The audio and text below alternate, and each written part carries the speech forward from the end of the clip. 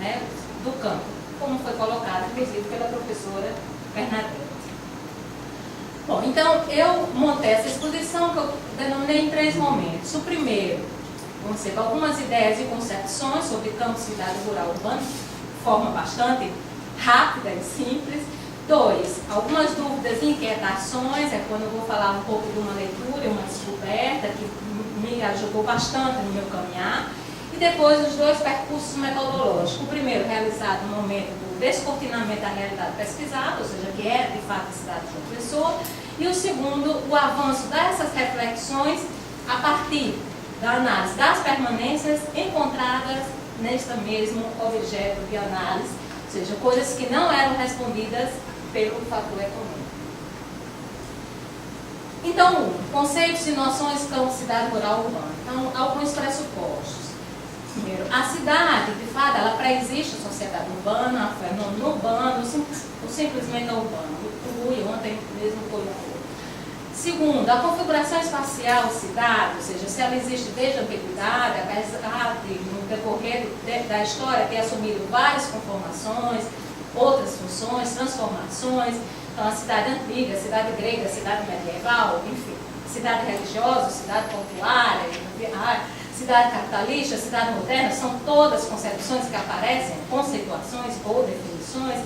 Cidade pequena, metrópole, ou seja, são várias as denominações que estão e envolvem, né, o conceito de cidade. Contudo, ao analisarmos esse percurso histórico, ou seja, a gente percebe que, de fato, na história existe uma ruptura, né? Ou seja, e não se trata simplesmente de uma evolução histórica da cidade antiga ou feudal para a capitalista. Essa ruptura histórica, aí aqui, claro, eu estou fundamentada na bibliografia mais marxista, que, de fato, percebe e identifica essa ruptura na história, separando, inclusive, campo, cidade e ontem aqui foi colocado. Então, considera-se o estabelecimento, aí sim, da divisão do trabalho entre a agricultura e a indústria, comércio, né, como princípio para a constituição da denominada cidade capitalista.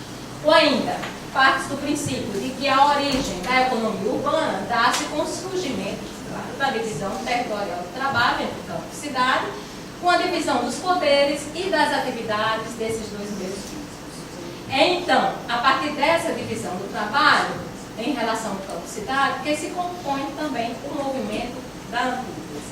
Essa oposição com a expansão da indústria moderna e quando se destitui o campo cada vez mais daquelas atividades não agrícolas, passando o campo a ser ruralizado, parece ser diluída na concretização da famosa máxima da vitória da cidade sobre o campo, a partir da industrialização da agricultura ou do que se denomina urbanização do campo. Ou seja, o campo se transforma em agricultura, isto é, indústria separada de alimentos, matéria-primas, dividida por sua vez em vários tipos especializados, de cultivos, distritos, etc., para a gente pegar uma citação do mesmo. Bom, então, desde o advento do processo de industrialização, o fato é que a cidade tornou-se o principal locus de produção, o que, por sua vez, levou à migração de um contingente populacional, ocasionando o conhecido boom da urbanização. Na sociedade contemporânea, as cidades, com seus denominados perímetros urbanos, expandem-se de forma contínua, levando a afirmativa novamente, ou seja, daquela outra máxima, que a cidade expande sobre o campo, ou que a cidade engole o campo. Bom, os limites dessas configurações espaciais, então, tornaram-se mais difíceis de serem percebidos e delimitados. Onde termina a cidade e onde se inicia o campo, né? Em vários momentos a gente se depara, né, com essa questão. E aí vieram algumas constatações. Primeiro, desaparece o antes tão evidente conflito campo versus cidade, que se deu no início, sim, da divisão territorial do trabalho. A realidade, em sua complexidade, portanto, as configurações do espaço terrestre, como já afirmou Lacoste, não se mostram de forma homogênea, mas sim de forma bastante intricada e variável, heterogênea. A cidade vai se compor não só pelo progresso, por aquilo que caracteriza a vida moderna, mas também, e a vida urbana, mas também pelo seu reverso.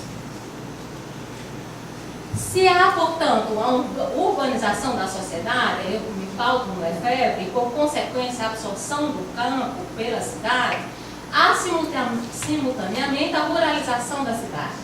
As extensões urbanas, arredores, periferias próximas ou longínquas estão submetidas à propriedade do solo e às suas consequências, a renda fundiária, especulação, rarefação espontânea, provocada, etc. Alguma coisa disso também eu lembro ontem da fala, inclusive, do Rui e da Bernadette. Desse modo, a urbanização do campo, aqui eu falo entre aspas, não se faz de forma homogênea, existe uma tendência nesse sentido, mas que no seu movimento de concretização, ao mesmo tempo que se dilui a antítese campo versus cidade, ora surgem espaços comandados pela cidade, ora surgem espaços subordinados ao campo. Um pouco do que as imagens da Bernadette também me ajudam a reforçar isso aqui. Portanto, é impossível desconsiderar que o fundamento da relação campo-cidade permanece, ou seja, a propriedade privada e o trabalho alienado, que nos apareceu. A urbanização, mesmo sendo um processo universal, inserido num processo histórico global, portanto, dependendo das condições históricas, econômicas, sociais, culturais vigentes, apresenta particularidades em formas e significados diferentes. Portanto, daí vem o meu enfoque principal, é a presença viva do campo nas cidades, que se trata também de particularidades. Bom, e aí eu entro no segundo ponto que eu quero destacar, que a partir dessas dúvidas e indagações, quando eu estava realizando principalmente a tese, uma leitura foi trazida para mim, eu acho que foi um grande presente que o professor Dieter Hardman me deu, que é uma leitura de um texto de Alfred von Happel, estava escrito em alemão, eu não leio o alemão, e ele teve esse, acho que até um carinho, o Dieter tem isso, de sentar comigo várias vezes no Labu, lá na USP, e ele diz a gente lê junto, mas na verdade ele ia lendo e eu gravando. Bom, e essa leitura, ele trazia uma descrição assim, maravilhosa do autor, quando ele se depara com costumes rurais na cidade de Nápoles, ainda, ou seja, era mais ou menos 1930, passando para 40.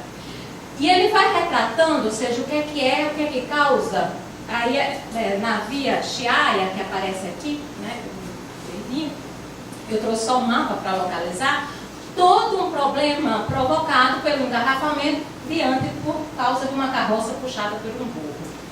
E aí, é uma imagem só do que é Nápoles.